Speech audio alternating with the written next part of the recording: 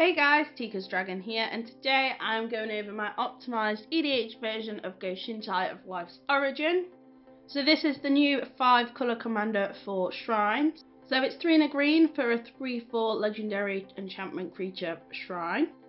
And then for Wooburg and a tap, you get to return target enchantment card from your grave to the battlefield. And then whenever Go-Shintai of Life's Origin or another shrine enters the battlefield under your control, create a 1/1 colourless shrine enchantment creature token. Now I do just want to show you as well, it is a 5 colour deck, however as you can see it's 49% green, then 28% white with 15% blue, 13% black and 7% red. So red isn't a massive factor and nor is the black in this deck. And we're starting off very differently this time round because today we have a companion. So we've got Jacantha in there, the Wellspring, so that's 5 mana 5/5, and no card in my starting deck has more than one of the same mana symbol in its cost. And you can tap to add Wooburg, and this mana can't be spent to pay generic mana costs. And for any of you that don't know how a companion works, he does start in your sideboard and you can pay 3 mana to add him to your hand and then play him as normal. And next up we've got our mana dorks, that's Arbor Elf, Averson's Pilgrim, Birds of Paradise, Deathrite Shaman and Noble Hierarch. Honourable mention, Ignoble Hierarch didn't make it because I didn't need the red or the black as much. And the Arbor Elf untaps target forest, which includes all the dual lands that are also forests. And then here we've got our creatures that tap for more than 1 mana depending on what we've got available on the board. And then moving on to our mana rocks, so Chrome Mox, Jeweled Lotus, Mana Crypt, Mox Diamond and Soul Ring. Again, honourable mentions, Arcane Signet, Talismans, the other signets. We just don't have room for them, but we've got enough ramp to get us through. And now we move on to the shrines. So this is the first set of shrines that came out in the original Kamigawa, and these all trigger at the beginning of your upkeep. So the White Hoden of Cleansing Fire, 4 mana at the beginning of your upkeep, you gain 2 life for each shrine you control, 5 mana for the Hoden of Seeing Winds, and this gives you a card draw for each shrine you control. The black one, 4 mana, beginning of your upkeep, target opponent discards a card for each shrine you control. Hoden of Infinite Rage, that's 3 mana, the red one, beginning of your upkeep, it deals damage to target creature or player equal to the number of shrines you control. And then finally the green one, 5 mana, put a 1/1 colourless spirit creature token into play for each shrine you control. And next we've got the cool 2021 shrine, so the White Sanctum, Sanctum of Tranquil Light, 1 mana enchantment, and you can pay 6 mana to tap target creature, that's 5 and a white, however it is 1 less to activate for each shrine you control. The blue one triggers at the beginning of your pre-combat main phase and you draw X cards where X is the number of shrines you control. You discard a card. The Black Sanctum, 2 mana at the beginning of your pre-combat main phase. Each opponent loses X life and you gain X life where X is the number of shrines you control. The red one, Sanctum of Shattered Heights, that's 3 mana. You can pay 1, discard a land or a shrine card, and it deals X damage to target creature or planeswalker where X is the number of shrines you control. And then finally the green shrine at the beginning of your pre-combat main phase, add X mana of any one colour where X is the number of shrines you control. And then we venture into a 5 colour shrine, that's Sanctum of All. So at the beginning of your upkeep you may search your library and or grave for a shrine and put it onto the battlefield, and if an ability of another shrine you control triggers whilst you control 6 or more shrines, that ability triggers an additional time. And then our most recent set of shrines are Go-Shintai's. So starting with the white one, 4 mana 1/3, at the beginning of your end step, you may pay 1. If you do, create a 1/1 colourless spirit creature token for each shrine you have. The blue one, 0/4 flyer, at the beginning of your end step, you may pay 1. When you do, target player mills X cards, where X is the number of shrines you control. The black one, 4 mana 2/2 with Death Touch. At the beginning of your end step, you may pay 1. When you do, destroy target creature with toughness X or less. And then the red one, 3 mana 2/2 with First Strike. You may pay 1. If you do, it deals X damage to target player or planeswalker, or X the number of shrines you control. And then the green one, 2 mana for a 1/1 trample. you may pay 1 at the beginning of your end step, and if you do, put a +1/+1 counter on it on target shrine for each shrine you control. What you've got to remember as well, without this commander there are just 16 shrines, and the 16 shrines mean you can only get X to be 16. However, with Go-Shintai of Life's Origin, you are making 1/1 shrine tokens, and that is important. And that's one of the main reasons he gets to be a commander, is because he can make that shrine infinite. And because this deck is all about triggers, we've got some trigger duplicators here. So we've got Weaver of Harmony from the new Kamigawa Neon Dynasty, 2 mana 2/2. It does have the static ability, other enchantment creatures you control get +1/+1, but also a green and a tap, copy target activated or triggered ability you control from an enchantment source. You may choose new targets for a copy, and then Strident Resonator, 2 mana artifact, 2 tap, copy target triggered ability you control. You may choose new targets. And here are all our methods of card draw. So there's a few creatures, 2 enchantments here, a bit of control as well because we're playing blue, why not? So have a quick look through. Mystic Remora, Argothian Enchantress, Sylvan Library, Sithis Harvest Hand, Enchantress's Presence, Jeskai Ascendancy, Ristic Study, Satire Enchantment, and Cetizen Champion.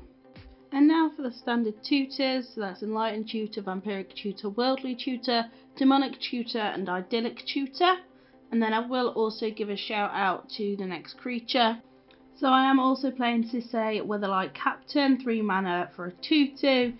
It gets a +1/+1 for each colour among other legendary permanents you control. But for Wooburg, you can search your library for a legendary permanent card with CMC less than Sisay power and put it onto the battlefield, then shuffle your library. This is interchangeable as your commander because it's 5 colours, and it just gives you card search repeatedly on a commander or on a creature.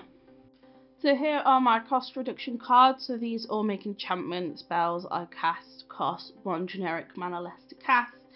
These are all 2 mana themselves, Jukai Naturalist being an enchantment creature himself, and then there is a little bit of a plus to all of them. So Herald of the Pantheon also gains me a life when I cast an enchantment spell. Jukai Naturalist has lifelink, and then Starfield Mystic, whenever an enchantment you control is put into a grave from the battlefield, put a +1/+1 counter on it. Next up we've got our enchantment protection, so Destiny Spinner, making sure creatures and enchantment spells I control can't be countered. Greater Aromancy, giving other enchantments I control Shroud, and creatures I control have Shroud. And then Sterling Grove, 2 mana, other enchantments you control have Shroud. Bear in mind Sterling Grove does have the extra ability to 1 sack it, search for an enchantment revealer, shuffle my library and put that card on top. So it does become an Enlightened Tutor. Or we've got Destiny Spinner, which also has an activated ability at the bottom. Next up we've got our removal section, so that's Swords, Plowshares, Assassin's Trophy and Sea Rift, and then also removal in form of an enchantment, Kenrith's Transformation, Imprisoned in the Moon, and Song of the Dryads. And now we move on to our ramp. So we've got Crop Rotation, Exploration, Utopia Sprawl, Wild Grove, Dryad of the Elysian Grove, and Smothering Tide. All of them enchantments apart from Crop Rotation. However, that can get us out some really good land, which I'll show you on shortly. And for the recursion, which we've got on top of the commander, we've got Replenish, which returns all enchantment cards from my grave into play, and then also Zur the Enchanter, mainly because I was going to make him as an enchantment commander recently until the set came out, but he does the job. Now we've got to the lands, so these are our utility lands, our do something lands, and with Kamigawa came some great new utility lands in the form of channel lands.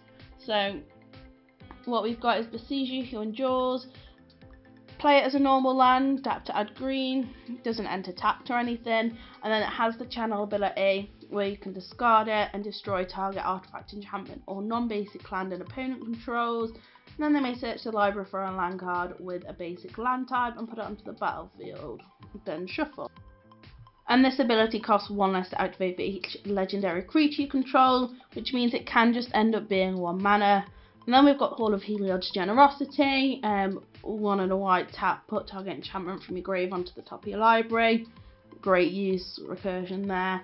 And then we've got the blue channel land, Otawara Soaring City. So for 4 and a blue, or potentially just a blue, discard it, return target artifact, creature, enchantment or planeswalker to its owner's hands. And then we've got Yavimaya, Cradle of Growth. For a 5-colour deck, having every land be a forest is just great. And then we've got the extra mana land, so Ancient Tomb, taps for 2, deals 2 damage, no biggie. Guy's Cradle, tap to add green for each creature you control, that can get crazy. And then Serra's Sanctum, tap to add white to your mana pool for each enchantment you control, which again in this deck can produce a lot of mana. And because we're a 5-colour deck, having lands that can tap for any of those colours are necessary. However, we couldn't go overboard with them due to the limit of space in the deck. So we've got City of Brass, Command Tower and Mana Confluence, the top 3. We've then got all 10 fetch lands, so there's Arid Mesa, Bloodstained Mire, Flooded Strand, Marsh Flats, Misty Rainforest, Polluted Delta, Scalding Tarn, Verdant Catacombs, Windswept Heath and Wooded Foothills. And then we move into our dual lands, so that's Bayou, Savannah, Tiger, Tropical Island and Tundra, with some shop lands of Breeding Pool, Hallowed Fountain, Temple Garden, Stomping Ground. And then some of the Horizon lands, Horizon Canopy and Waterlogged Grove, and also a Zagoth Triome in there. Just remember, as much as it's a 5-colour deck, it's also 49% green, 28% white and 15% blue. So that's where we want to focus our mana. We can get our red, we can get our black from elsewhere. And then finally, one basic forest I play just in case I do come across anything like Blood Moon, back to basics, things like that. One green forest can get me into the creatures, which can get me into all the other colours.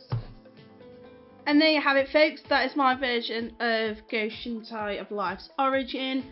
I've enjoyed playing with it so far and I think it's great. If you've got anything to add, anything you take away, just let me know in the comments and we can have a look at editing it. And that's that. So like, subscribe, and I'll see you next time. If you've got any preference on a deck, let me know and I'll build it for you.